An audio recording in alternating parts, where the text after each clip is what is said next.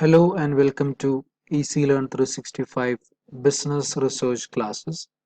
കഴിഞ്ഞ ക്ലാസ്സുകളിൽ നമ്മൾ റിസർച്ചിൻ്റെ വിവിധ ഭാഗങ്ങൾ, പ്രത്യേകിച്ച് കഴിഞ്ഞ ലാസ്റ്റ് സെഷനിൽ വേരിയബിൾസ് ആൻഡ് മെഷർമെൻറ്റ് എന്നുള്ള പോർഷനാണ് നമ്മൾ കംപ്ലീറ്റ് ചെയ്തത്. ആ വീഡിയോസ് കണ്ടിട്ടില്ലാത്തവർ ഞാൻ ലിങ്ക് ഡിസ്ക്രിപ്ഷനിലിടാം. അത് കണ്ടതിന് ശേഷം തുടർന്ന് ഈ ഒരു ക്ലാസ് കാണുക, എങ്കിൽ നിങ്ങൾക്കൊരു കണക്ഷൻ നമുക്ക് ലഭിക്കുകയുള്ളൂ. അതുകൊണ്ടാണ് ഇന്ന് നമ്മൾ ഡിസ്കസ് ചെയ്യുന്നത് റിസർച്ചിൻ്റെ പ്രാക്ടിക്കൽ സൈഡായിട്ടുള്ള അല്ലെങ്കിൽ ആപ്ലിക്കേഷൻ വരുന്നതായിട്ടുള്ള ഒരു ഏരിയയെക്കുറിച്ചാണ്. Data collection and instrument design. ഞാൻ ഇൻട്രൊഡക്ഷൻ പറഞ്ഞതുപോലെ റിസർച്ചിൽ നമ്മൾ എന്താണോ പ്ലാൻ ചെയ്യുന്നത് അതെല്ലാം ആക്ച്വലായിട്ട് എക്സിക്യൂട്ട് ചെയ്യുന്ന ഒരു ഭാഗമാണ് ആക്ച്വലി ഡാറ്റ കളക്ഷൻ എന്ന് പറയുന്നത്. അപ്പോൾ അതിൽ പല കാര്യങ്ങളും നമുക്ക് ഡിസ്കസ് ചെയ്യണം. എന്താണ് ഡാറ്റ, എന്താണ് ഇൻസ്ട്രുമെൻറ്റ്, എങ്ങനെ ഡിസൈൻ ചെയ്യാം, എങ്ങനെ ഡാറ്റ കളക്ട് ചെയ്യാം, നമുക്ക് ഫെർദർ അതിലേക്ക് മൂവ് ചെയ്യാം. എന്താണ് ഡാറ്റ എന്ന് നോക്കാം. Data is quantitative or qualitative information collected for study and analysis in research. Research അല്ലെങ്കിൽ റിസർച്ച് സ്റ്റഡി നടത്തുന്നതിനും അനാലിസിസ് നടത്തുന്നതിനും വേണ്ടി നമ്മൾ കളക്ട് ചെയ്യുന്ന ഇൻഫർമേഷൻ, അത് ക്വാളിറ്റേറ്റീവായിട്ടും ക്വാണ്ടിറ്റേറ്റീവായിട്ടും ഉണ്ട്.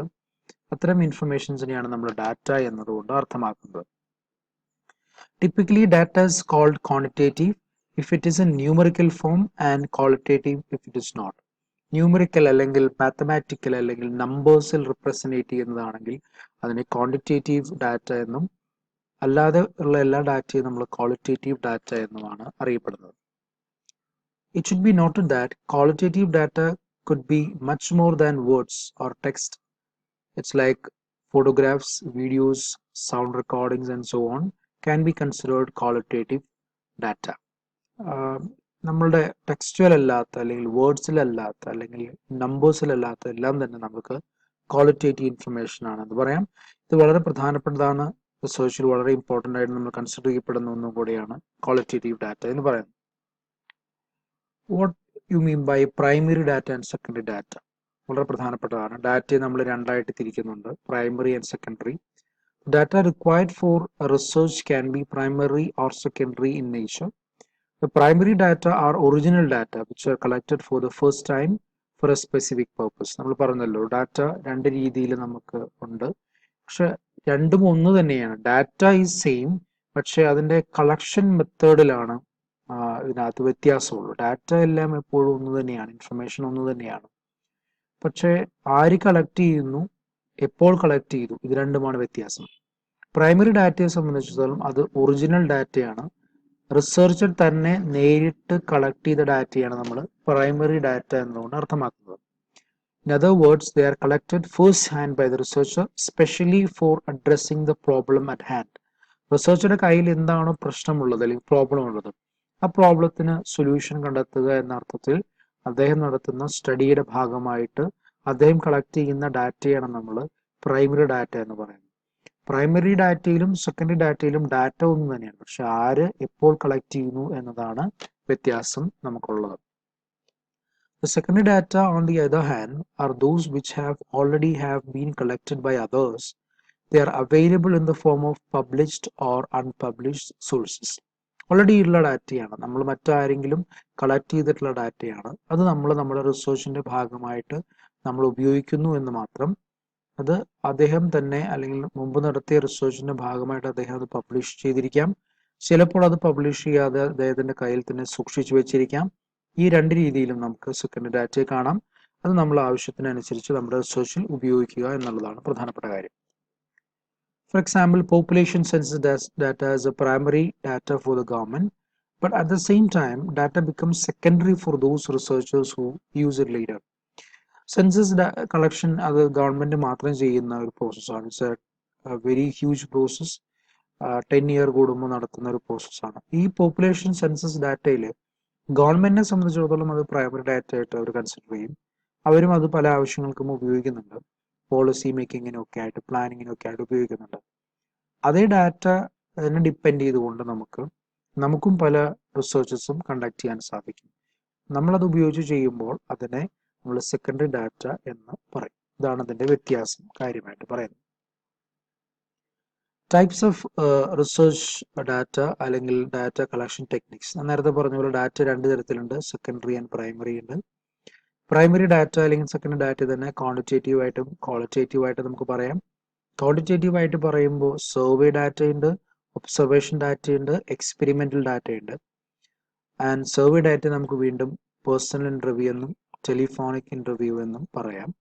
ക്വാളിറ്റേറ്റീവ് ആയിട്ടുള്ള ഡാറ്റ നമുക്ക് ഫോക്കസ് ഗ്രൂപ്പ് ഇൻ്റർവ്യൂ എന്നും ഡെപ്ത് ഇൻ്റർവ്യൂസ് എന്നും പ്രൊജക്റ്റീവ് ടെക്നിക്സ് എന്നും നമുക്ക് പറയാനായിട്ട് കഴിയും. ഇതിൽ ഫോക്കസ് ഗ്രൂപ്പ്സ് ഇൻ്റർവ്യൂ അല്ലെങ്കിൽ ഫോക്കസ് ഗ്രൂപ്പ് മെത്തേഡ് നമ്മൾ വളരെ വിശദമായിട്ട് മുൻപുള്ള ചാപ്റ്ററിൽ ഡിസ്കസ് ചെയ്താണ്. ആ വീഡിയോസ് നമുക്ക് കാണാവുന്നതാണ്. അതുപോലെ എക്സ്പെരിമെൻ്റൽ ഡാറ്റയും നമ്മൾ ഓൾറെഡി ഡിസ്കസ് ചെയ്തിട്ടുള്ളതാണ്. നമ്മളിന്ന് പ്രധാനമായിട്ടും നോക്കുന്നത് ഈ സർവേ ഡാറ്റയുടെ ഭാഗമായിട്ടുള്ള interview method, observation method, depth interview method and projective techniques, ഇത് നാലുമാണ് നമ്മൾ പ്രധാനമായിട്ടും ഈ ചാപ്റ്ററിലെ സീരീസ് ഓഫ് വീഡിയോസിൽ ഡിസ്കസ് ചെയ്യുന്നത്. ഇന്ന് പ്രധാനമായും ഡിസ്കസ് ചെയ്യുന്നത് ഒബ്സർവേഷൻ എന്നുള്ള കാര്യം മാത്രമാണ്. തുടർന്നുള്ള കാര്യങ്ങൾ നമ്മൾ അടുത്ത പാർട്ടിൽ നമ്മൾ ഡിസ്കസ് ചെയ്യുന്നതായിരിക്കും. ഒബ്സർവേഷൻ എന്ന് പറഞ്ഞാൽ എന്താണ്? Observation is a basic method of gathering information about the world around us. It is the process of noting and recording information about people and their behavior without asking specific questions.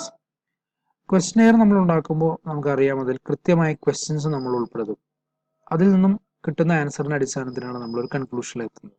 എന്നാൽ ഒബ്സർവേഷന്റെ പ്രത്യേകത എന്ന് പറയുന്നത് നമ്മുടെ ചുറ്റും നടക്കുന്ന കാര്യങ്ങളെ നമ്മൾ കൃത്യമായി അനലൈസ് ചെയ്ത് അതിൽ നിന്നും ഒരു ഇൻഫർമേഷൻ ഐഡന്റിഫൈ ചെയ്ത് പിന്നീട് അതിനെ അനലൈസ് ചെയ്ത് ഒരു കൺക്ലൂഷനിൽ എത്തുന്ന മെത്തേഡാണ് ഒബ്സർവേഷൻ എന്ന് പറയുന്നത്. നമ്മുടെ ചുറ്റുമുള്ള ആളുകളുടെ ബിഹേവിയറും അവരുടെ പാറ്റേൺസും കമ്മ്യൂണിറ്റിയുടെയും സൊസൈറ്റിയുടെയും പാറ്റേൺസും ബിഹേവിയറും ഒക്കെ നമ്മൾ റെക്കോർഡ് ചെയ്ത് നമ്മളുടെ പ്രോബ്ലത്തിനനുസരിച്ചുള്ള ആൻസേഴ്സ് നമുക്ക് കിട്ടുന്ന രീതിയിൽ നമ്മൾ അതിനെ ഒബ്സർവ് ചെയ്യുക എന്നുള്ളതാണ് ഒബ്സർവേഷൻ പറയുന്നത്. ഒരു റിസർച്ചർക്ക് ഏറ്റവും അനിവാര്യവും ആയിട്ടുള്ള ഒരു ക്വാളിറ്റിയാണ് ഒരു നല്ല ഒബ്സർവേഷൻ സ്കിൽ എന്ന് പറയുന്നത്. Good observator is always a great researcher എന്ന് നമുക്ക് പറയാം. കാരണം നല്ല ഒബ്സർവേഷൻ ഉണ്ടെങ്കിൽ മാത്രമേ നമുക്ക് ആക്യുറേറ്റ് ആയിട്ടും അതുപോലെ ടൈംലി ആയിട്ടുള്ള ഡാറ്റ നമുക്ക് കിട്ടുകയുള്ളൂ. എന്താണ് ഒബ്സർവേഷൻ്റെ ഡിഫറെൻറ്റ് ഫീച്ചേഴ്സ് അല്ലെങ്കിൽ ക്യാരക്ടറിസ്റ്റിക്സ് നോക്കാം. ഒന്ന്, ഇതൊരു ഡയറക്റ്റ് മെത്തേഡാണ്. ഒബ്സർവേഷൻ എന്ന് പറയുന്നത് റിസർച്ചർ നേരിട്ട് തന്നെ ഡാറ്റ കളക്ട് ചെയ്യുന്ന ഒരു മെത്തേഡാണ്. അവിടെ മറ്റൊരു ഇന്റർമീഡിയറ്റ്സും ഇൻവോൾവ് ആവുന്നില്ല. അതുകൊണ്ട് തന്നെ ഡാറ്റ കുറച്ചും കൂടെ പ്യുവർ ആവാനുള്ള സാധ്യത കൂടുതലാണ്. ആൻഡ് പ്രൈമറി ഡാറ്റയാണ് ഒബ്സർവേഷനിൽ കൂടെ നമുക്ക് കിട്ടുന്ന, മറ്റാരുടെയും ഡാറ്റ നമുക്ക് ഉപയോഗിക്കേണ്ടി വരുന്നില്ല. And it is A method of scientific observation and deep study. കുറേ കൂടെ ഡീപ്പായിട്ട് നമുക്ക് പ്രോബ്ലത്തെ പഠിക്കാൻ കഴിയും. കുറച്ചുകൂടെ സയന്റിഫിക് ആയിട്ട് നമുക്ക് കാര്യങ്ങൾ പഠിക്കാൻ കഴിയും. And collection follows observation. നമ്മൾ ഒബ്സർവേഷന് ശേഷം നമ്മളത് പിന്നീട് കളക്ട് ചെയ്യും, ഡാറ്റ കളക്ഷൻ ചെയ്യുന്ന രീതിയാണ് ഒബ്സർവേഷൻ മെത്തേഡിൽ നമ്മൾ പറയുന്നത്. മറ്റേത് നമ്മൾ കളക്ഷന് ശേഷമാണ് പിന്നീട് സ്റ്റഡിയിലേക്ക് പോകുന്നത്. And relationship between the investigator and the respondents very important. അവിടെ ഒരു റിസർച്ചറും അല്ലെങ്കിൽ ഇൻവെസ്റ്റിഗേറ്ററും റെസ്പോണ്ടൻറ്റും തമ്മിൽ നല്ലൊരു ബന്ധമുണ്ടെങ്കിൽ മാത്രമാണ് പലപ്പോഴും റിസർച്ച് നമുക്ക് വളരെ നല്ല രീതിയിൽ മുന്നോട്ട് കൊണ്ടുപോകാനായിട്ട് കഴിയുന്നത്. And scientific method of collecting dependable data. Dependable ആയിട്ടുള്ള ഡാറ്റ, അതായത് റിലയബിൾ ആയിട്ടുള്ള ഡാറ്റയെ കിട്ടാവുന്ന രീതിയിൽ നമുക്ക് ഉപയോഗിക്കാൻ പറ്റുന്ന ഒരു മെത്തേഡാണ് ഒബ്സർവേഷൻ മെത്തേഡ്. പലപ്പോഴും നമുക്ക് മറ്റ് മെത്തേഡുകൾ ക്വസ്റ്റനെയർ ഉപയോഗിച്ചുകൊണ്ടുള്ള മെത്തേഡൊക്കെ നമ്മൾ ചെയ്യുമ്പോൾ പലപ്പോഴും ഡിപ്പെൻഡബിൾ അല്ലാത്ത ഡാറ്റ നമുക്ക് വരാനുള്ള സാധ്യത കൂടുതലാണ്. ഇവിടെ നമ്മൾ തന്നെ റിസർച്ചർ തന്നെ വളരെ സയന്റിഫിക് ആയിട്ട് ഇത് ചെയ്യുന്നതുകൊണ്ട് കൃത്യമായിട്ടുള്ള ഡാറ്റ നമുക്ക് ലഭിക്കുന്നു എന്ന ഒരു പ്രത്യേകതയും ഒബ്സർവേഷൻ മെത്തേഡിൽ നമുക്ക് പറയാൻ കഴിയും. And selective and purposeful collection. നമുക്ക് ആവശ്യമുള്ള അതുപോലെ നമ്മുടെ ഒബ്ജക്റ്റീവിന് അനുസരിച്ചുള്ള കാര്യങ്ങൾ മാത്രമേ നമ്മൾ കളക്ട് ചെയ്യുന്നു എന്നുള്ളത് കൊണ്ട് തന്നെ അൺനെസസറി ഡാറ്റ നമുക്ക് ഒഴിവാക്കാം. ആവശ്യത്തിനുള്ള കാര്യങ്ങൾ മാത്രം നമുക്ക് കണ്ടെത്താനും സാധിക്കും. And different types of observations are there. ഈ ലിസ്റ്റിൽ കാണുന്നത് പോലെ participant and non participant observation, direct and indirect observation, controlled and uncontrolled observation. അങ്ങനെ 6 തരത്തിലുള്ള ഒബ്സർവേഷൻ മെത്തേഡുകളാണ് നമുക്ക് പ്രത്യേകമായിട്ട് പറയാനായിട്ട് സാധിക്കുന്നത്. തുടർന്ന് നമുക്ക് ഇതിനെക്കുറിച്ച് വിശദമായിട്ട് നോക്കാം, വിവിധ തരത്തിലുള്ള ഒബ്സർവേഷൻസിനെ സംബന്ധിച്ച്. ആദ്യത്തേത് simple and or uncontrolled observation എന്ന് നമുക്ക് പറയാം. In this method, observation is made in the natural surroundings and there is no planning on the basis of which observation is made. Another method, the observer becomes a part of the group upon which he is studying. With simple observation, the observer has no influence over the situation being observed. അവസാനം പറഞ്ഞ sentence ആണ് വളരെ പ്രധാനപ്പെട്ടത്. ഏറ്റവും simple ആയിട്ടുള്ള method of observation ഇതാണ് എന്ന് മാത്രമല്ല, ഇവിടെ ഒബ്സർവ് ചെയ്യുന്ന റിസർച്ചറെ സംബന്ധിച്ച് ആ സിറ്റുവേഷനിൽ യാതൊരു തരത്തിലുള്ള കൺട്രോളും ഇല്ലാത്ത ഒരു സിറ്റുവേഷനാണ്. അതിനെ നമുക്ക് നിയന്ത്രിക്കാൻ കഴിയാത്തൊരു സിനാരിയോ ആണ് ഈ ഒബ്സർവേഷനിൽ നമ്മൾ മെയിനായിട്ടും ഉപയോഗിക്കുന്നത്. അപ്പം നമ്മുടെ നാച്ചുറൽ സറൗണ്ടിങ്സിൽ എന്തൊക്കെ സംഭവിക്കുന്നു എന്നുള്ളത് നമ്മൾ ചുറ്റും ഒബ്സർവ് ചെയ്യുക. നമ്മൾ ജീവിക്കുന്ന അല്ലെങ്കിൽ നമ്മൾ ജോലി ചെയ്യുന്ന അല്ലെങ്കിൽ നമ്മൾ പഠിക്കാൻ ആഗ്രഹിക്കുന്ന പോപ്പുലേഷൻ എവിടെയാണുള്ളത്, അവിടെ ചെന്ന് നമ്മൾ അവരിലൊരു ഭാഗമായി നിന്നുകൊണ്ട് അവരെ ഒബ്സർവ് ചെയ്യുന്ന രീതിയാണ് അൺകൺട്രോൾഡ് ഒബ്സർവേഷൻ എന്ന് നമുക്ക് പറയാനായിട്ട് കഴിയുന്നത്. അതുപോലെ തന്നെ മറ്റൊന്നാണ് കൺട്രോൾഡ് ഒബ്സർവേഷൻ ആൻഡ് കൺട്രീവ്ഡ് ഒബ്സർവേഷൻ. എന്താണെന്ന് നോക്കാം. In this type of observation an attempt is to make exercise control over the phenomenon being observed. This type of observation controls over the observation and the observer. In case of contrived observation, the observer actively alters the situation to observe the effects of an intervention. വളരെ പ്രധാനപ്പെട്ട മറ്റൊരു മെത്തേഡാണിത്. Control observation വളരെ വ്യക്തമായിട്ട് പറയുന്നത് ഒബ്സർവറെ കൃത്യമായിട്ട് control ചെയ്യുന്നു, അല്ലെങ്കിൽ എങ്ങനെയാണ് അയാൾ ചലിക്കേണ്ടത്, എങ്ങനെയാണ് അയാൾ മൂവ് ചെയ്യേണ്ടത് എന്നുള്ളതാണ്. നമ്മൾ മുമ്പ് പറഞ്ഞ അൺകൺട്രോൾഡ് സിറ്റുവേഷനിൽ ഇപ്പൊ നിങ്ങളൊരു എക്സാമ്പിൾ ആയിട്ട് എടുത്താൽ, ഒരു ഷോപ്പിംഗ് മാളിൽ അല്ലെങ്കിൽ ഒരു സൂപ്പർ മാർക്കറ്റിൽ ആളുകൾ എങ്ങനെ പർച്ചേസ് ചെയ്യുന്നു എന്നുള്ളത് നമ്മൾ നോക്കുന്ന ഒരു സിറ്റുവേഷനാണ് നമുക്ക് അൺകൺട്രോൾഡ് ഒബ്സർവേഷൻ. അവിടെ നമുക്ക് അവരെന്ത് ബൈ ചെയ്യുന്നു, അവരെ ഏത് കളറുള്ള സാധനങ്ങൾ, ഏത് ബ്രാൻഡ് വാങ്ങിക്കുന്നു എന്നൊക്കെ നമുക്ക് അവരുടെ നാച്ചുറൽ അല്ലെങ്കിൽ നാച്ചുറൽ ആക്ടിവിറ്റീസ് എന്ന് നമുക്ക് മനസ്സിലാക്കാനേ പറ്റുള്ളൂ. ഇവിടെ കൺട്രോൾ ഒബ്സർവേഷനിൽ ഇവിടെ ഒരു സൂപ്പർ മാർക്കറ്റിന്റെ സിസ്റ്റം അവർ ജനറേറ്റ് ചെയ്യണം, അല്ലെങ്കിൽ ഒരു മോഡൽ അവരുണ്ടാക്കി വെക്കുകയാണ്. ഈ മോഡലിൽ ആളുകൾ എങ്ങനെ ബിഹേവ് ചെയ്യുന്നു എന്നുള്ളത് ആദ്യമേ ഒബ്സർവ് ചെയ്യും. അതിനുശേഷം സൂപ്പർ മാർക്കറ്റിൽ സാധനങ്ങൾ വെച്ചിരിക്കുന്ന റാക്കുകളും അതുപോലെ തന്നെ അതിൽ വെച്ചിരിക്കുന്ന ബ്രാൻഡുകളും ഒക്കെ അങ്ങോട്ടും ഇങ്ങോട്ടും ഇന്റർചേഞ്ച് ചെയ്യും. ഇന്റർചേഞ്ച് ചെയ്യുന്ന സമയത്ത് ആളുകൾ എങ്ങനെ അത് ബൈ ചെയ്യും എന്നുള്ളത് നമുക്ക് നോക്കാം. നമ്മളൊരു സൂപ്പർ മാർക്കറ്റിൽ ചെന്നാൽ സ്വാഭാവികമായിട്ടും ലക്ഷറി പ്രോഡക്ട്സും വില കൂടിയ പ്രോഡക്ട്സും ആയിരിക്കും ഏറ്റവും ആദ്യം വെച്ചിട്ടുണ്ടാവുക. നെസസറി പ്രോഡക്ട്സ് ആയിട്ടുള്ള റൈസോ അല്ലെങ്കിൽ മറ്റെന്ത് സാധനങ്ങളോ ഏറ്റവും അവസാനമാണ് വെച്ചിട്ടുണ്ടാവുക. അതിന് റീസൺ തന്നെ നമ്മളുടെ ഒരു സൈക്കോളജിയാണ്. നമ്മൾ ഏറ്റവും ആദ്യം കാണുന്നതിനോടുള്ള നമ്മളുടെ ഒരു ആറ്റിറ്റ്യൂഡ് വ്യത്യാസമായിരിക്കും. പിന്നെ നെസസറി പ്രോഡക്ട്സ് നമ്മൾ എവിടെയാണെങ്കിലും അത് പോയി വാങ്ങിക്കും എന്നുള്ളത് അവർക്കറിയാം. സോ ഇറ്റ്സ് ആക്ച്വലി അതൊരു ഒബ്സർവേഷന്റെ ഭാഗമായിട്ട് ചെയ്തിട്ടുള്ള മാറ്റമാണ്. അപ്പൊ ഇങ്ങനെ സിറ്റുവേഷനെ ഓൾട്ടർ ചെയ്യുന്ന ഒരു മെത്തേഡാണ് കൺട്രോൾഡ് അല്ലെങ്കിൽ കൺട്രീവ്ഡ് ഒബ്സർവേഷൻ കൂടെ നമുക്ക് കാണാനായിട്ട് കഴിയുക. സ്ട്രക്ചേർഡ് ഒബ്സർവേഷനിൽ it is also called systematic observation. It is a technique in which the observer employs an observation schedule to record the behavior of the people being observed. കൃത്യമായിട്ടുള്ള ഷെഡ്യൂൾ വെച്ചുകൊണ്ട് structured ആയിട്ട് നടത്തുന്ന observation ആണ്. ഓരോ സമയത്തും for example ഒരു patient ഡോക്ടറെ അടുത്ത് ചെല്ലുമ്പോൾ ചിലപ്പോൾ അയാൾക്കൊരു BP വേരിയേഷൻ അല്ലെങ്കിൽ ഷുഗർ ലെവൽ വേരിയേഷൻ ഉണ്ട് എന്ന് വിചാരിക്കുക. അബ്നോർമൽ ആയിട്ടുള്ള ഈ വേരിയേഷൻസ് ഒരുപക്ഷെ അയാളുടെ ഹെൽത്തിനെ ബാധിക്കുന്നുണ്ടാവാം. സ്വാഭാവികമായിട്ടും ഇപ്പോൾ കോവിഡ് പേഷ്യൻസ് ധാരാളം ഉണ്ട്. കോവിഡ് പേഷ്യൻസ് ഏറ്റവും കൂടുതൽ ഫേസ് ചെയ്യുന്ന പ്രോബ്ലം ഓക്സിജൻ ലെവല് ഡൗൺ ആവുന്ന സിറ്റുവേഷൻ ആണ്. അപ്പൊ അത്തരം സിറ്റുവേഷൻസിൽ ഒരു പേഷ്യന്റ് ഒരു വളരെയധികം ക്രിട്ടിക്കൽ ആയിട്ടുള്ള ഒരു പേഷ്യന്റ് ആണെങ്കിൽ എപ്പോഴും ഡോക്ടേഴ്സ് കൃത്യമായിട്ടുള്ള ഒരു ഷെഡ്യൂൾ വെച്ചുകൊണ്ട് oxygen, blood pressure, blood sugar ഇത് കൃത്യമായി ചെക്ക് ചെയ്തുകൊണ്ടിരിക്കും. ഒരു ഹാഫ് ആൻ അവർ അല്ലെങ്കിൽ 1 അവർ ബേസിസിൽ അവർ ചെക്ക് ചെയ്തുകൊണ്ടിരിക്കും. അത് അവരുടെ ഒരു രോഗിയുടെ ശാരീരിക അവസ്ഥ പരിഗണിച്ചുകൊണ്ടാണ് ആ സമയം ഇന്റർവെൽ ഫിക്സ് ചെയ്യുന്നത്. ഇങ്ങനെ കൃത്യമായ ഇടവേളകളിൽ ഒബ്സർവേഷൻ നടത്തുന്ന മെത്തേഡിനെയാണ് സ്ട്രക്ചേർഡ് ഒബ്സർവേഷൻ എന്ന് പറയുന്നത്. അൺസ്ട്രക്ചേർഡ് സ്വാഭാവികമായിട്ടും അതിന്റെ ഓപ്പോസിറ്റ് ആയിരിക്കും. There is no observation schedule and there is no predetermined rules for observation, and the aim is to record as much as details as possible about the participant. അവിടെ ഒരു കൃത്യമായ ഇടവേളകളിലൊന്നും നമ്മൾ ചെയ്യുന്നില്ല. കൃത്യമായിട്ട് നമുക്കൊരു റൂൾസും ഇല്ല.